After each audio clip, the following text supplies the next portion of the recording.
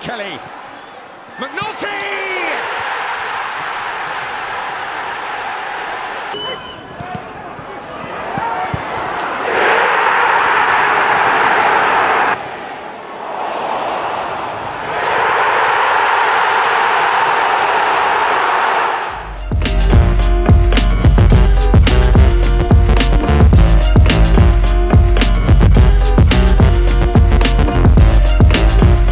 Hello and welcome back to the What the Falk podcast. Today's guest is a current Hibernian hotshot, Scottish international, and of course, former Sunderland striker, Marc McNulty. How are you, mate? You all right? Hiya, mate. Yeah, all good here. Doing what's needed to be done. Obviously, the current situation is difficult, but doing away. First things first, I've got a really important question for you. What's your thoughts on the Free Steve Avery movement? Hopefully he gets let loose soon, so my dad can stop tweeting about it, man. God, I didn't want to swear there, but yeah, hopefully he's released soon, so we didn't see any more on Twitter. What nonsense. Your dad's superb, though. No, mate, like you said, he loves the social media card, and look, he likes going to the games and mingling with the fans and stuff like that, so he likes to have a bit of banter as well. You can see by his Twitter, so I think a few people like that. Yeah, they do. On a serious note, obviously you're back at Hibernian, and although we can't play currently, how much have you enjoyed being back home? Yeah, last sort of 5-6 years I've been away in England, away from home, so it's always good to come back for a couple of months, and this is my local team as well, so I had a good one spell here last year and come back again and I've done okay. Obviously it's stopped now, which is a bit of a nightmare, but it's good to get back up to playing games again, which was like a massive decision for me to come back up, but it was one I think that I needed to do. You built up a really good partnership, to my memory, with Canberra the first time around. I know obviously people move and you deal with the situation you have at hand, but were you a bit disappointed that couldn't rekindle that partnership again? No, I think this time around Flo had maybe not been doing as well as he sort of had been doing last season, and Doige, the striker now, Christian Doige, has been flying. So and I've played against him before. The way he plays probably complements the way like I want to play. He's good to play with for me, so I was excited about, like you say, a fresh start and getting to play with someone new. Now, I was actually in Edinburgh the day that you left Sunderland to go to Hibs, and I was like scrolling through the messages and stuff like that, and the proper worship you at Hibs, don't they? It's one of them, mate. It's just, you're a local lad. You know what it's like. You know what the fans expect. And you know a lot of people in the city as well. So, like I say, it's always good to come back home and be around sort of the people you know. Because you were obviously going back to your childhood. You were born in Edinburgh, but I think you grew up as a Celtic fan. Is that right? Yeah, that's right, mate. Yeah, my dad was he was born in Glasgow, Celtic fan. So it was just one of them when you get taken along to the games. It was the Celtic games I used to get taken along to by my dad. And, still sort of looking for the results and stuff now. So when you were young, growing up, like what were your earliest memories of not playing football, but maybe falling in love with it? Because obviously Edinburgh, Glasgow, massively passionate cities for football. Yeah, mate, it is. Straight away, I had an older brother that was 5-6 years older than me, so he was into football at an early age, and as soon as I was sort of able to walk, I was going to football stuff with him and just sort of always been around the ball. My dad always took us to Celtic. I think I was maybe like 1 when I first went to my first Celtic game. So yeah, the early memories of that is just going to watch my brother's games and sort of kicking the ball around the side of the pit and just going to it from there. You know, obviously when you were, I think you were at Celtic originally, weren't you, when you were young, and then you went to Hibs? Yeah. When I was 10-year-old, I went to Celtic. I was there for 3 years, and then I went to Hibs for 3 years. And I actually got released from Hibs. They says, nah, you're not getting a full-time contract. So, yeah, I left school and I ended up playing just part-time football and working. Left school and worked for nine months or something. Because you were in the League One, or was it the Championship with Livingston when you first moved there? Because I think it was at League One when you first moved, but then by the time you got on the team, it was Championship. It changed. Yeah, so when I signed my first contract professional I must have been 16, 17. Livingston were in what they call now the Championship, the league below the top league, but they had a lot of sort of financial difficulties. They went into administration and they got put down to the bottom league. It worked out well for me because I had to get rid of sort of all the older boys on big money and stuff, and it gave the youth a chance. I got in the early doors and made my debut. 17 I made my debut, so looking back it was good to them. Went up the leagues with them, was sort of in and out, and started playing sort of regularly when I was back up in the Championship. Were they playing at the Tony Macaroni then, or the Spaghetti Hat as it's now known? The Tony Mac, it's had a few names to be honest. Almondvale it was. I'm sure it'll still be Almondvale to a lot of people. Yeah. But nah, that's a great club and really good stadium. really close, really good atmosphere, especially when some big teams come and take sort of a big following. And obviously they've come back and done really, really well. Livingston, I was there, I think they were in the Championship when Sunderland went there in pre-season, because obviously, as I was saying sort of off air, I used to live up in Scotland, so when we toured and went to do like St Johnstone, Hibs and Livingston, it was great. Obviously, we went down to that game, and it's a great little club, isn't it? They've brought some really good names through, like Snoddy's been there, a few big names have come through as well, and they're now kind of punching, I wouldn't say above their weight, because I think they've always been there or thereabouts, but they're doing really well at the moment, aren't they? Yeah, mate, they are. I mean, I think it's probably fair to say that they are punching above their weight going in terms of financially, small wage bill in comparison to some others. So the manager and the players there are doing a great job. They are definitely punching above their weight, but look, it's been a couple of seasons now that they've been very consistent, so people will now start to expect that from them over the next couple of seasons, which is a difficult part. But yeah, at the time I still keep in touch with the owners there every now and then. It was a great sort of family club, and it was a great time. I think when you were there, and I'm looking back, I'll be honest, I don't remember it because obviously I didn't follow Livingston, but looking through your time in I think in total it was 5 seasons, you had quite a few different managers in quite a few different seasons, like sometimes it was 2 or 3 managers at a time. Yeah. When you're a striker, right, and I know this might sound daft that I'm picking a certain position, but your job is put the ball in the back of the net, but do you prefer to keep one manager who knows the way you play, or do you just think, you know what, plough on, stick the ball in the back of the net, same as it was last week, just with a new guy at the helm? No, look, I think as a striker, like, everyone's got their sort of attributes, how they score goals, how do you get the best out of yourself. You might have some manager in that wants his wingers to stay wide and put lots of crosses in the box. For me, that doesn't benefit me, because I'm not really one that will go and get on the end a lot with my head and score a lot of goals with my head. I need sort of a manager style who'll try to play football, get his wing backs high and lots of cutbacks and balls across the box and balls in behind. It can sort of get to you a little bit. At the end of the day, I think everybody wants to score goals, everyone in the team. Look, if the more chances you create, however that may be, for a striker, you're just hoping to get on the end of one. And obviously, talking about managers, when you made your first move, obviously you had a good last 3 seasons, and I think specifically your last 2, you scored plenty at Livingston. That caught the attention of Nigel Clough at Sheffield United. What was Cloughy like? Is he similar to his dad, or is he not what you'd expect? No, I didn't know too much about his dad, obviously, just seeing stuff, the clips you see online and stuff like that. But yeah, it was the exact same. It was great. It was quite funny, quick-witted, sharp, but it was a bit mental as well. It was crazy, some of his things, his pre-season stuff and his pre-season training. Some of it was quite funny, but it was good to work with. I think he had a good understanding with the players. If you sort of worked hard, he'd reward you, and if you won, you'd have days off and stuff like that. I'd actually went, but before I had signed with Sheffield United, when Cloughy was at Derby, I'd actually went down there and was going to sign there, but he got the sack and went to Sheffield United, so that's how I ended up going, and it was great, mate. Yeah, I loved it. I loved working under him. He's obviously very well thought of. Say that it was him that gave me an opportunity in England. That he took a gamble on me. A lot of other managers didn't want to. He was the one, so I've got a lot to sort of be thankful for to him. A lot of the times when Sunderland have changed managers, especially over the past few years, there's been murmurs of people saying, why not Nigel Clough? You've been at Sunderland. Do you think Clough could fit into a club like Sunderland? Obviously, he's Sunderland born. His dad's got really good roots with us as well. Do you think he could fit into a club like Sunderland? 100%. I think he knows what it's like to manage a big club. Expectations. Like I said, he's a very strong character. I don't think he'd be able to take everything on the chin. I mean, I know it's just for that small time being at Sunderland, you're expected to win every game. I think he's the type of manager that could handle that pressure. And like I said, the boys will enjoy working with him as well. I think definitely if he was to be the Sunderland manager, I could definitely see it being a successful match. Yeah, you're the first person I spoke to that's worked under him, so I'm always curious with that. You left Sheffield United, which is obviously a bit of a blow for yourself, and Nigel Atkins came in. You had a good season at Sheffield United, pretty solid, 9 goals, not bad at all, at a big club that's got big expectations. Was it quite a blow for you, him leaving? Yeah, it was. That was, looking back now, that's probably shortened my time. I can remember my first season coming down, and he would always say to me, be patient. He wouldn't ever say too much. But I can remember obviously going down there and we were wanting to play every game, and I never really played a lot of the league games. But I would always play, we got good cup runs, I'd always play the big games in the cup. And yeah, I think at the end of that season I had maybe 13 in all competitions, and with Jamie Murphy, and he got a move to Brighton. So it was great, yeah. My first season down there, I thought, like you said, big massive club. I was joint top goal scorer. I loved it, absolutely lovely city. I still do now, I still got a lot of friends and stuff there. Great club. And like you say, when the manager got the sack, obviously we had missed out. We got beaten in the playoffs that year in the semis. It was another one of them. Here we go again, another manager.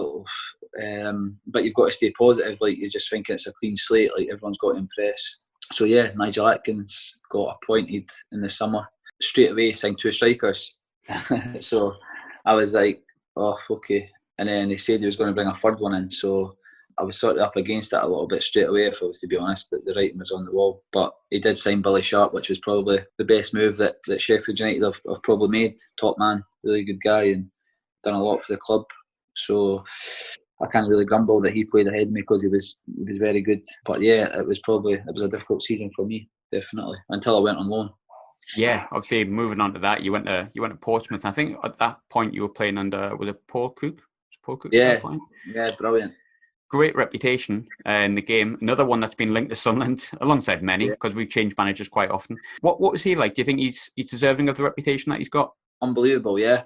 I think, and I've obviously seen his name being sort of touted about Sunderland quite a lot, and I'm not one to say that a manager can guarantee promotion, but I think if there was ever a manager to take a team up, especially a club the size of Sunderland, it would be Paul Cook.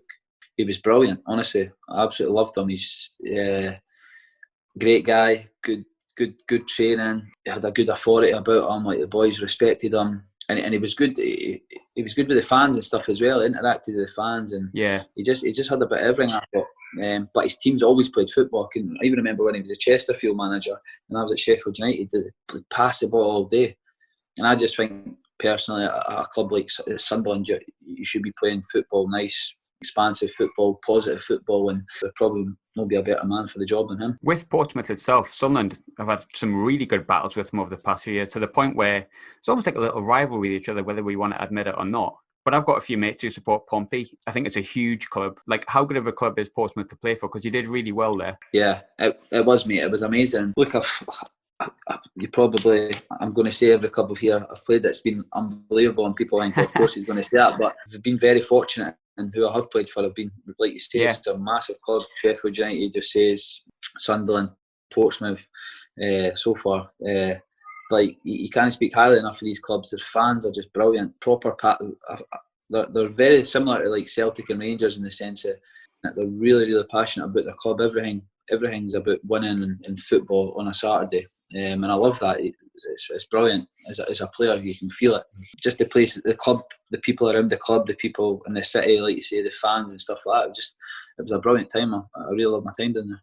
And when you were at Portsmouth, it was one of those, I mean, they've been battered for years, and they've kind of sunk to League Two from being the Premiership. But it was when they were kind of coming back. So I imagine the mood around the place was actually quite positive, because if you get 4 or 5 years of absolute shite, and then you start coming back. Yeah, it was, mate. Yeah, it was like you said, that they'd been sort of on a bit of a downfall, and I think I joined in maybe the November time, roughly. And again, I went on and scored quite a few goals, done well. We got beaten again in the semi-final of the playoffs that year, which was highly disappointing. And I was desperate to go back. I can remember I was even saying in the press at the end of the season, like, I want to sign here. Like, obviously the manager at Sheffield United doesn't fancy me. Like, I want to come to this club. Like, I was dying to go.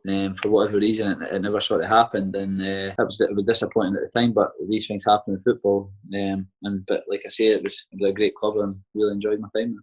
There's some really good players there as well. I was looking through the list. Obviously, you've got Burgess is still there, who's a solid League One defender. Enda Stevens was a name that kind of really stuck out to me, though, who's had a rapid rise, hasn't he? He's like top 6. Enda, yeah, unbelievable, mate. Even back then, he had that quality and stuff like that. You could tell he was physically really strong, fit boy up and down. I just think he's now in a system where it absolutely suits him to a T. Yeah. And it's obviously getting the best out of him, and he's a great lad as well. So it's good to see that he's doing really well. You then obviously you didn't get the move to Portsmouth, and you went to Bradford, but I think it was a difficult season, but it worked out in the end because it culminated in probably the best period of your career in terms of goal scoring by going to Coventry. I think I was listening to a podcast the other day, and you're obviously really, really well liked at Coventry for obvious reasons. Stick the ball in the back of the net. People at your club tend to like you. It tends to work that way. Yeah. But do you think it was the best spell of your career so far? Yeah, 100%. Because, like you said, mate, when you score goals, it's easy. Everybody's loving you, and you're automatically saying it's the best season. But it started off quite a rough time for me at Coventry. I went there as probably they were saying their main signing, their striker that was like another team that was sort of had just been relegated. So the fans were a big club and a big club in sort of the League Two and were expected to do well. And I started off, I wasn't great. It took me a little bit of time to find my feet. So it was tough at the start, but I can just remember the manager was unbelievable with me. He was really good, Mark Robbins. He was, when I was going through a bit of a tough time in a dry patch, he was just working with me on the training pitch and always chatting to me. He was always open. He was always really good, and eventually found my feet. Started once I started scoring, that was me sort of for the rest of the season.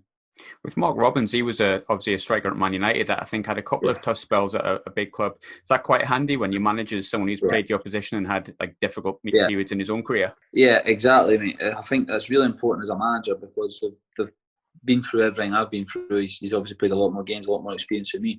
Played at a very high level with great players and great managers and stuff like that. So it was brilliant just to get little tips. And when someone's been in your position, they understand exactly everything you're going through, and that was sort of great to sort of relate to him. Talking about players that you played with at that point, I think Jordan Willis was one up, but Willis has obviously came through the Coventry Academy, which has spouted a lot of good players. James Maddison, just to name one of them. Yeah. Jordan's obviously at Sunderland just now, and I think he's fitted into Sunderland really well. Played almost every game up until COVID-19 hit. What kind of a character is he? Because he was captain at a very young age and possibly captain when you were at Coventry, was he? Yeah, I think he was captain just before I had come, and then he was sort of maybe like vice captain or something like that a couple of times. But no, look, he's a great lad. He's very laid back. He's quite quiet. He's the type of player that he's maybe not your dressing room captain because he's sort of so laid back and quiet. But definitely on the pitch, you can see why he's captain. Sometimes he's very aggressive. He'll win his challenges and he'll not be beat that much in there. He's very aggressive at attacking a ball. So he's someone on the pitch that you could look at and say he's definitely a leader. And some managers look at that, obviously their captain, and want him to be there. You've played with him as a centre half. You've played with him in a back three when he's in the middle of the back three. But for some reason, Philip Parkinson decided he was a right winger. And he's done phenomenally well. Are you not surprised by how well he's done at like getting forward and playing that sort of right centre back, right wing role? No, I'm surprised. I'm surprised. I've played him and he's always been a centre back. Like for me, he's a centre back. But like you say, it's great to see him doing really well in that sort of new position. But I'd be lying if I said I wasn't surprised because I did not expect to see him pulling over step-overs and actually slotting boys in and crossing the ball. But it's another one there. Sometimes you just fall into these formations and these positions and you just sort of kick on and got like, luckily for us, that's happened. Going back to your career at Coventry, the season you had with Coventry, it didn't just give you a crack at sort of League One again, it gave you a crack at the Championship where they moved to Reading. Now, I think at that time there was a few clubs that were after you, but what clubs were sort of chasing you at that point and what made you choose Reading at that time? Yeah, so I had interest in some League One teams and a couple of Championship teams. I spoke to a few different people and I can remember speaking to the Reading manager at the time who signed me. And I knew him straight away. I can remember obviously being assistant at all the big clubs. He'd been at Chelsea, Real Madrid, Bayern Munich. So I thought he wanted to have a chat with me. So I thought, yeah, great. So I picked up the phone. He rang me and just saying that I'd been watching me a few times and sent people to watch me. And he thinks he can improve me as a player. That he picks up a lot of drills for he's named all the clubs and the kind of players by Robin, Ronaldo, Lewandowski. So I thought it's a no-brainer. I was like someone with that much knowledge, working with the best players in the world. Of course, I'm going to improve. So yeah, it was sort of a no-brainer at the time. It was something for the first day I'd come down to England. I'd always wanted to play in the Championship, so I wasn't getting any younger, and I thought everything was right for me personally. So I thought, yeah, let's go. Let's get in the Championship. Have a crack at it. You're only 27. You could still do it in the Championship. Seeing you're not getting any younger. Yeah, 5 years younger than me. No, I didn't mean it like that. I just mean like I get what you meant. A lot of people would say, "Oh, stay in League One, stay in League Two for another 1-2 years," but it's very difficult at the time when when you've done it in that league, I'd done it in League Two for a couple of years. I'd been in League One with Sheffield United the first year. It was one of them. As a player, you always want to challenge yourself, especially at the highest level possible. And that was just the case for me. I just wanted to go to the highest level possible, and that was at Reading, so I went there. In terms of Reading, it hasn't gone possibly the way you'd want to yet. It's still good. You're still a Reading player. But to kind of maybe get the confidence back a little bit, you went to Hibs, obviously, for the first time I think it was the following January. Was it Neil Lennon that brought you in? Well, yeah, so I signed for Reading in the July, and I think by maybe the October time, Paul Clement had been sacked, so that was another new manager had come in. So straight away, the Portuguese manager had come in and just says, nah, not for me. So that was that. Out of the way, was training with the kids and stuff, out of his plans. So January time comes, I went to Hibs in the January, and I done really well for the first couple of months, and got my Scotland call, which was great, which was planned pretty much to come back up the road. So for me, it was brilliant. Yeah. Did you get much time to play under Neil Lennon? Did you? Or? Sorry, that's what he touched on there. I spoke to Neil Lennon on the phone. He'd rang me, and I've been a Celtic fan, obviously a big admirer of him, and it was great to have a chat. He sounded brilliant on the phone. He said, yeah, perfect, we'll get it sorted. He was like, right, let the agents and the club sort it now, and hopefully I'll see you sort of in the next couple of days. And I think it was the next game day, my mate had said, Neil Lennon's not at Hibs anymore. And I was like, oh, you're joking. And I seen it on Sky Sports News that Neil Lennon had left Hibs, so I thought, typical, this has just been my luck. But the club's sort of recruitment staff had rang me straight away, says, look, as a recruitment staff and the owners and stuff like that, we still want you at the club. So regardless of the manager situation, if you're still willing to come up. So I just thought, I'd had my heart set on coming to Hibs and getting back sort of in the Scotland setup and stuff. So I done that, mate, and it was good. I'd always really like to meet Neil Lennon. Now I'm gonna drop a bit of a bomb on you here, Mark. All right, but I'm a bit fond of Rangers when I was living up in Glasgow. Right, I didn't want to tell you that for a while, but I am a bit fond of it. But Neil Lennon, I mean, living up in Glasgow as long as I did, I know how hated that guy was on the blue side of Glasgow, and I know the kind of crap he got when he was at Northern Ireland and all sorts of stuff. But I'd love to meet him because he must have the biggest balls known to man, because he just takes everything on his back, and there's something really charismatic about that, isn't there? There is, mate, yeah. And it was the same when you speak to him.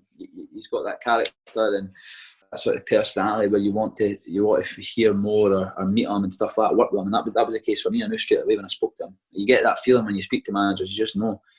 And I got that feeling with him, and it was one of them. I was dying to work with him, but unfortunately it wasn't the case.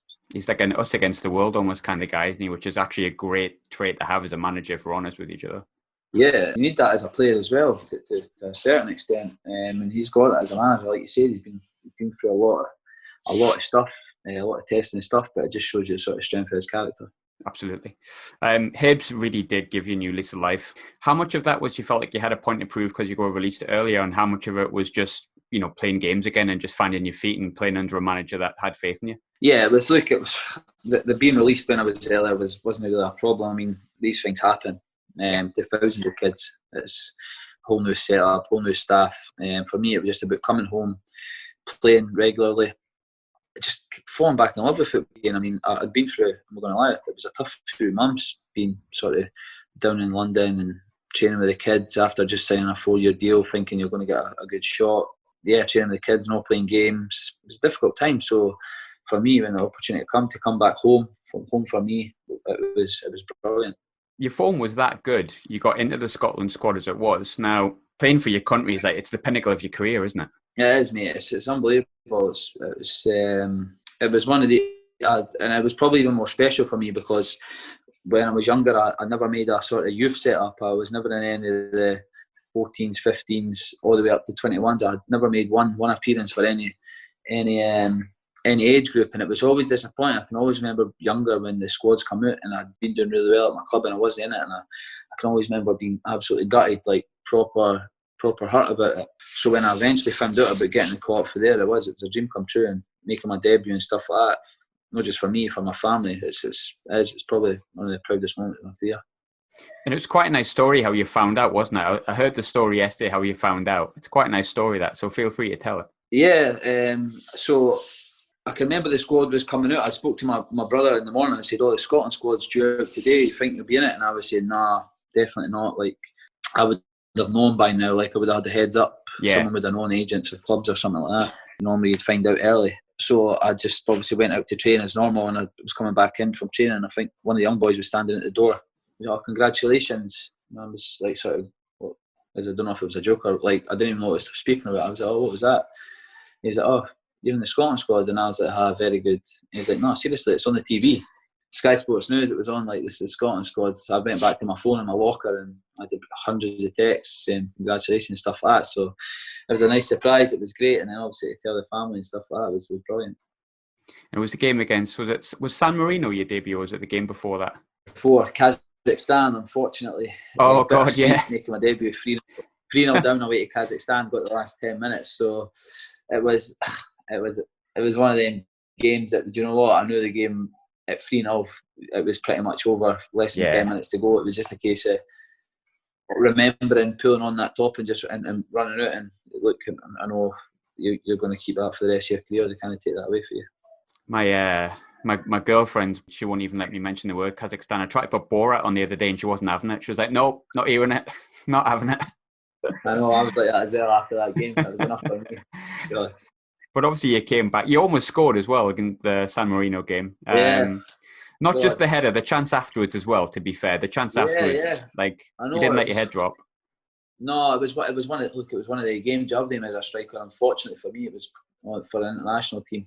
Yeah, like every other week I'd put them away, especially the header. And like I said, it's just one of them as a striker. These things happen. And you just need to sort of brush that aside and get back onto the next game.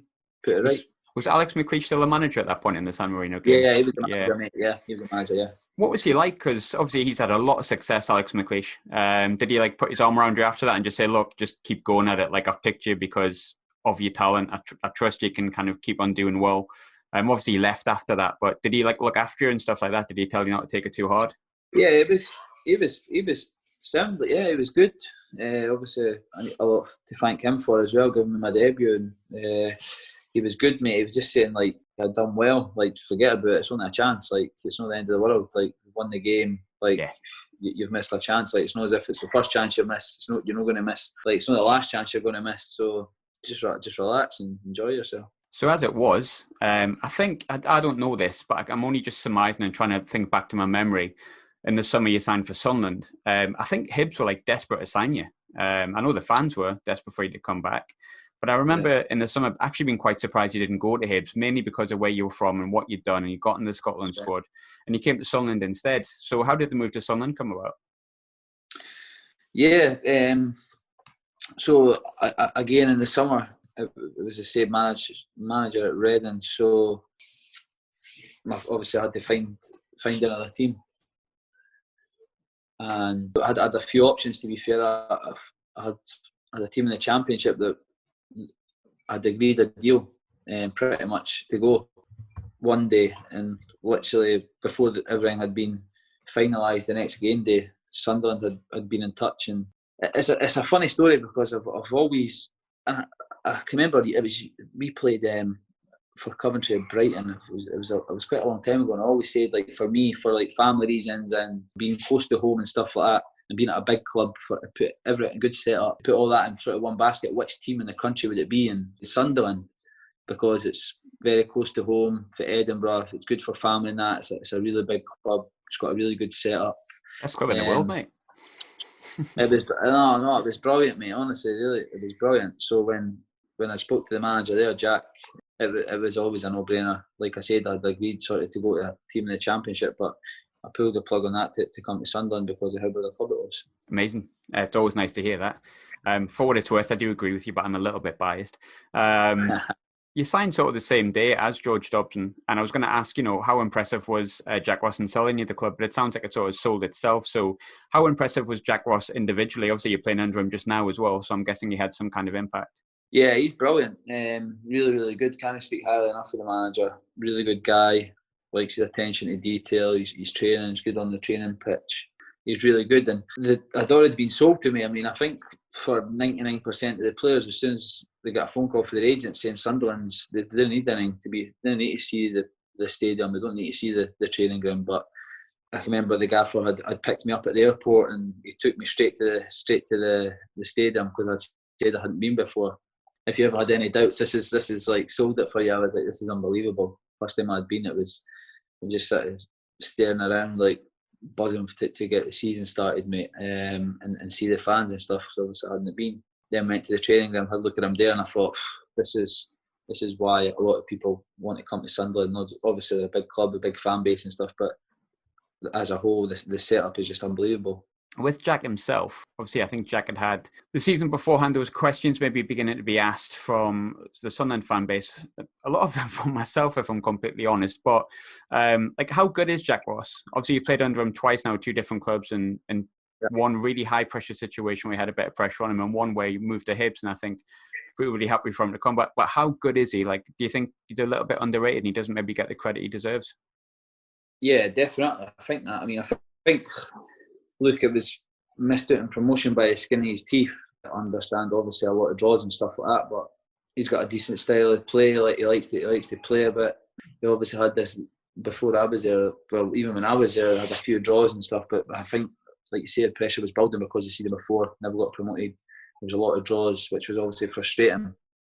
But it was really good. Training was really good. The boys enjoyed it. His staff were brilliant as well. It was one of them places where the boys actually really liked coming into training every day. It was good. It was very approachable, and he was just like a normal guy, to be honest with you. He was brilliant, sort of day to day, really speaking to folk and asking how you are, and actually taking an interest in how you are as a person, other than just sort of being solely focused on football. But look, the clubs make decisions, and rightly or wrongly, so it's not for me to decide. But I personally do think it was a little bit harsh, because I do think that he had it in him to get the team promoted. Do you feel like almost, and I'm probably skipping far ahead here, but we can zoom back, it's fine. Do you almost feel like the way, do you know that run that we had under Parkinson, when Parkinson first came in, which was horrific? No other words about it. It was a really horrific run. Do you almost feel like if Jack Ross was given that sort of time frame, because obviously Parky's come back and done all right, we're a little bit of a standstill at the minute, and obviously this has happened. But if, like, say, Jack Ross was given that sort of 10 to 15 games that Parkinson was given, do you think that possibly something would be an even better position? Yeah, look, I think it's easy for me to say, of course, because I don't think the run that we could have went on could have got much worse. Like, I don't think it could have got worse.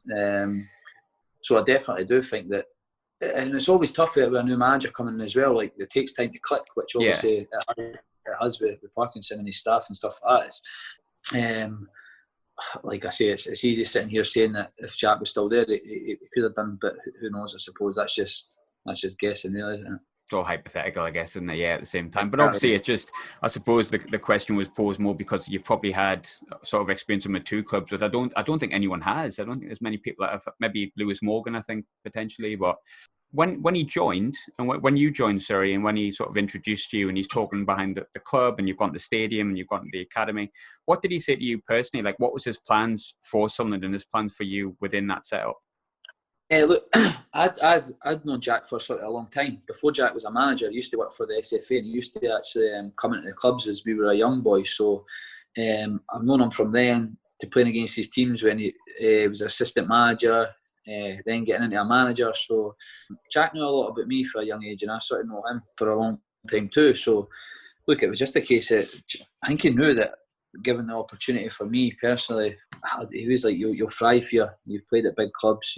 You can handle the pressure of sort of being that guy that needs to get the goals. You've scored goals when you've played at every team you've been at. He was like, look, we need to get promoted, like the Sunderland Football Club here. Like, but I knew that anyway. It wasn't like he was telling me something I didn't know. I mean, I think everybody knows that Sunderland shouldn't be in that league and they should be getting promoted. So it wasn't telling me anything I know. It was just a case of, look, just get out there, enjoy yourself, and let's get promoted.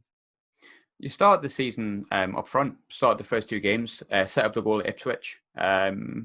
But the Oxford game, I can't remember what minute it was in, but you had that shot where it almost went in the corner. Now, say that goes in, right, and then you score, you set up one against Ipswich, then you scored at Accrington. But do you think if that goal against Oxford goes in, you've scored 2 in your first 3, you've set another one up, do you think potentially that the season could have panned out a little bit differently for you and you could have still been at Sunderland?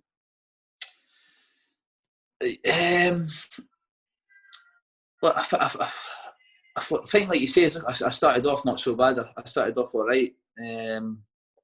considering I never really had a pre-season or that, I sort of went right in. Like you say, I done all right. The first couple of games, had a few goals. Sort of every couple of games, I was maybe scoring. And then I think I had a hamstring niggle, like missed a couple of weeks, and I was maybe back a couple of weeks. And I'm sure I'd done it a couple of times, the same one. But there was no point that I thought like this isn't going to work out. Like I always thought, like this is for me. I can remember walking out there, and was it the first game of the season against Oxford? Was that the first game? Oxford, yeah. First home game. And I thought, this is a bit of me. Like I got that feeling when you get a good feeling in your stomach when you walk out and you just know. And I thought, this is going to be a good spell for me. And like I said, it was a bit stop-start at the start with niggling injury and stuff. But I always thought like I'm going to get myself back fit here. I'm going to get in that team. Like I'm going to be scoring goals. But obviously the manager had left and a new manager had come in. It sort of all changed for there. Because I think with well, looking back, I probably made that sound like you hadn't done well at Sunderland, which is not the case. And I think a lot of people felt and would still have liked to see you at Sunderland. And I don't like to speak for a fan base, but I think, I've seen a lot of people who were disappointed when you left. Because I think when you did play the Rotherham game, I think got injured against Portsmouth, you're pretty much first choice striker. And, you were different to what we had in terms of Charlie Wyke and Laugh and stuff like that. But as it was, you seem to really fit the squad as well. You seem to strike up a really, really good friendship with Aiden McGeady, and especially one of my favourite people on the planet, Chris Maguire. But what are Chris and Aiden really like? Because their personalities are so big. There's rumours that fly all over. You've played with them and you're friends with them. What are they both like?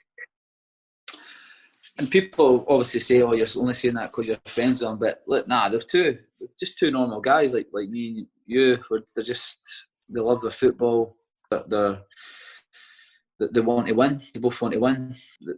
Like it's hard because, like you say, you read so much rumours and bad press, and people just talk a lot of absolute nonsense. It's two genuine nice guys who both love their football, who come into work, come into win games. I mean, look at Aiden's career. You can't tell me that he doesn't do things right. He's played at the highest level. He's played in the Champions League. He's played for his country. He's played here. He's played there. I mean, and there's people trying to question his professionalism. It's just absolutely mental, and it hurts him that because he's not like that. And like I said, he loves his football. I think he loves Sunderland as well. I would like to think I'd like to think I know from supporting Sunderland for 30-ish years, you can tell when a player cares. And I think Aiden really cares about Sunderland. I can imagine the situation and what happened. He's quite gutted, is he? No, he's absolutely gutted. I mean, like you say, I'm sure he loves the club. His family and stuff are living down there. Like I say, he's played at the highest level. He's played with some of the best players out there is. I mean, his standards are very, very high. He's coming to Sunderland to win promotion. Obviously he's had a tough couple of years, but he doesn't want to be playing in League One. Like I'm sure he'll say that himself. He's played in the Champions League. He doesn't want to be playing in League One. So if someone's not doing what he thinks is sort of his standards, then he's going to tell them. Like everybody does. Like I would as well. Like any other player in the team would, if the levels are sort of slipping and we're not doing good enough, he'll let you know, and rightly so. Like I said, a few boys would do that as well. Do you think? And I'm sure you've played with some really, really talented players, and no disrespect to any of them, but do you think Aiden McGeady, in terms of genuine, natural talent that you're just born with, he's the best player that you've played with? Yeah, absolutely, mate. Like, incredible. I mean, I'm laughing now because I'm just glad I wasn't a defender. Sometimes when you do 1-on-1 in training, 2v2s, you just know he's going to score. You just know he's going past them. Like, it's very, very rarely in training that you would see a defender take the ball off kids. His feet were just a joke. But both feet, he could just go both ways. Like, a lot of players, it's like, he's really sharp, but he's all right foot. He'll go on his right foot eventually. But Aiden, it was like you couldn't get too tight because he could go both ways. He was brilliant to watch. Obviously, I'm a Celtic fan, so I can remember when he first came on the scene, and he was unbelievable. So to meet him and see what kind of guy he is and what kind of player he is was brilliant, because he was, like I say, some good mates with him now. I still speak to him every couple of days, and I'm sure, like you say, he's got to be what's went on, because a lot of it's not true. Yeah, one thing I wanted to ask about Aiden McGeady, because one of the rumours that went around, and it is a rumour, was just about his attitude with younger people. Now, I can imagine he was quite good with the younger pros. Did he used to hand on his experience, which is a hell of a lot of it, to like the younger players coming through the squad? Yeah, I think like you said, it's most of the stuff you read is a lot of nonsense. Anyone could just make up something and add sort of fuel to the fire. Yeah. Yeah, like for what I seen, it was look. He liked a little moan, but who doesn't? I like it. He's a winner though, isn't he? Well. But he's Exactly a winner. that. That's where it comes from. Yeah, you can see that. It is, like I said, he's played at the top level. So even if it's a young boy, if a young boy's not doing what he should be doing and he's not doing it at a good standard, like there's a level of you there. It's been like, come on, like you're at Sunderland for a reason. Like your standards need to be high. Like you can't. But no, he was great. Like I said, he obviously went down and trained with the youth team as well when the new manager and stuff come in. And as far as I know, they were all loving Aiden, training with him. I mean, who wouldn't? Like I say, he's played at the top, so I'm sure that they'd be learning a lot from him. Can you tell that I miss him a little bit in the starting 11? Can you tell that? I'll send this over to him and hopefully have a little listen to it. Chris Maguire, on the other hand, is he actually went the other way, didn't he? In a sense, I mean, I think Aiden was moved out of the team by Phil Parkinson for whatever reason that may be. Chris, I think a lot of people thought was going to go the same way, and he didn't. He actually, if anything, got in ridiculously good shape. He's on probably the best form I've seen him in his time at Sunderland. I think everyone knows the talent that Chris Maguire's got. But like in that period of time, does that just sum Chris Maguire up that some people questioned his professionalism and he just went, right, here we go then. I'll show you how good I actually am. Is that Chris down with tea? No, do you know what? Like, it's one of them that nothing really changed. Like the whole Chris and Geeds thing. Like there's nothing to Chris and Geeds. Like it's just two mates. It would be like Spark, myself and Geeds, or Maxi Power and Chrissy. I don't know. Like, do you know what I mean? Like, I don't know where these two have come from. Like, people have like tried to add up, subtract, divide, and make up some kind of story. Like, there's no story. Like, the manager's come in and for whatever reason, like he says, he's not fancied Geeds and he's fancied Chrissy. And sometimes that happens as a player. Like me personally, the manager never really. I say this the right way. He never really fancied me because he never played me that much. But he would obviously have conversation with you saying that he does. But if you're not playing every week, then he doesn't really fancy you. But going back to the Chrissy thing, like the manager's fancied Chris and he's got himself fit and he's like you said, he's absolutely flying. So it's great because he's just another boy in the team who enjoys his football and loves the club and loves playing. I think a lot of it, to be honest, looking back, and like you say, there's tons of rumours that go around, and it's best not to listen to them sometimes. I don't care if you win on a Saturday, and I think most fans are exactly the same. But I think that annoying, frustrating McDonald's photo just caused more furore than it needed to, didn't it? Just caused so much more hassle than it even needed to. This is the thing. Like I could argue with probably until I'm blue in the face. It's like I'm a McDonald's. Like, come on. See if somebody wants to, what if they're in their home and they're eating a bag of chips or a burger? Well, what's the difference between eating it? Like the boys, I'm sure it was Gillingham away. It was a late game. They've probably been eating. They've been eating like absolute kings all week, like perfect. They've not had any bad food. Saturday, personally, is what I do. You eat well during the week, and Saturday's your binge day. You know what I mean? Like you have your game, and then after the game, if you want to have a couple of beers or you want to have a Chinese or an Indian or a bag of chips or a McDonald's, like what's the big deal? I mean, Geeds has played at the top level. If he wants to have a McDonald's after a game, I'm sure he knows that he can have a McDonald's after the game. Like it was meant to, because every player was getting asked, what's the whole McDonald's thing about? And it was like, the boys had just played Gillingham away. It was late. They stopped off like, go on boys. The gaffer, the sports scientist, everybody, yeah, you can go. So I think quite a lot of the boys had actually got a McDonald's, but it was just that Geeds and Christie were the first ones to sit down, and some fans that took a picture of them. So maybe if they'd waited 10 minutes later, there was another 15 boys all tucking into their Big Macs. You could have all got in trouble. Like, do you know what? But mate, it's like it's every club. Like, yeah, of course it is. But a lot of the weeks it'll be Domino's pizzas. You'll maybe have you'll have pizza. So on the bus, so we're not getting off. Like if it's straight home. So, like I say, it's mental that people even try to make a story out of this whole McDonald's thing. It is baffling. Like, it's crazy. Yeah, and you know what? I was just saying, like, off air before. This is only my opinion. I know people disagree, and there'll always be someone who'll disagree. It's just the way life works, I guess. But like, I've known a few sort of professional footballers, not very well, but like on and off at sort of youth level. And a lot of the time after a game, you need to get carbohydrates and almost like what's classified as bad food back into you. It's just natural, isn't it? I didn't even really want to touch on it, to be honest. But at the same time, I think there is like a myth there to kind of dispel. And if you were open to it, then why not? You know what I mean? Let's dispel that rumour. No, 100%, mate. Like, I mean, I don't know which kind of rumour would come from a couple of boys having a McDonald's anyway, because Chrissy's went on and played and Aiden hasn't. So there's obviously nothing in having a McDonald's. Do you know what I mean? Like this, it is meant on. Like I said, I didn't play for the club and there's nothing to hide. So. But like I've just like there's nothing in it. Like it's crazy, to be honest. With you mentioned before about Parkinson and yourself, and you said you felt like, you know, maybe because you hadn't played, you didn't fancy it. But from my perspective, and I'm literally just saying from my perspective, I felt like he did. I just felt like he played differently, and he almost seen you as like a Lyndon Gooch player, like really different, like behind Charlie. You were injured at the time, and I think that was frustrating for a lot of people, for yourself especially. But Did you feel when Parkinson came in? Obviously, you lost Jack, and that was the guy who came into the club. I don't think I'd even bother asking if you're disappointed, because naturally that's who you were was brought in. But when Parky comes in, and I think he had a little bit of he had a difficult start. But how did you find your relationship with him? I know he didn't play much under him, but did you have a good relationship with him?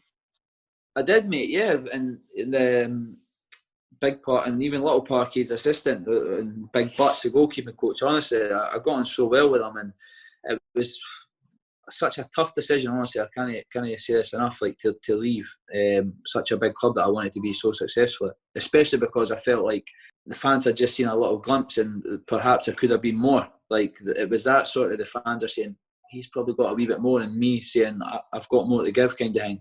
It was sort of waiting for that opportunity, and it was just very frustrating at the end, because the gaffer, to be fair to the gaffer, he stuck with his team. Like, he never changed the team for even the whole bad run. I was at him every week, come on, let me in. But he never seen me as that target man. Obviously, Big Charlie plays it very well. He probably, he did see me more as that number 10, Gucci and Chrissy, and he stuck with them for the whole time. And well, to be fair to them, they've sort of come good recently, the team.